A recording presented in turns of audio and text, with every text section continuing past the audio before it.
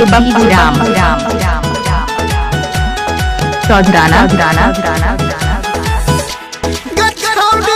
धीरे धीरे कमर में मुझ पर जाइयो, धीरे धीरे कमर में मुझ पर जाइयो, मुझ पर जाइयो, कमर में मुझ पर जाइयो, धीरे धीरे कमर में मुझ पर जाइयो, धीरे धीरे कमर में मुझ पर जाइयो।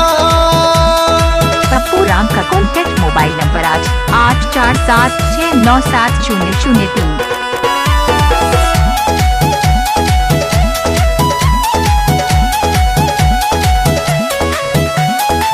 नाजुक छौ जवनिया तोहर होई गेली जवान गे, छोरा छवारी स दूरे रहे तोय नहीं त करतौ ने मान गे। नाजुक छौ जवनिया तोहर होई गेली जवान गे, छोरा छवारी स दूरे रहे तोय नहीं त करतौ ने मान गे। चोली पबर जइतो ले जरा लाइट चोली पबर जइतो, धीरे धीरे कमर में मुझ पर जाइतो, धीरे धीरे कमर में मुझ पर जाइतो। डीजे बप्पू राम घर चौधराना।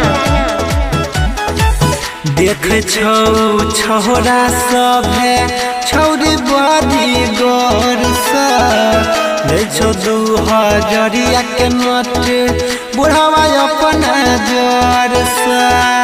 देख छौ छोरा सब है छोरिया बड़ी गौर सा, ले छौ 2000 के नोट छौरा अपना जोर सा।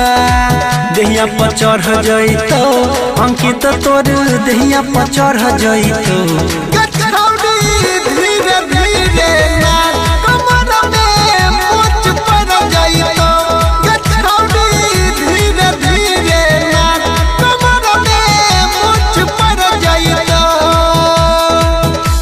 डीजे बप्पू राम।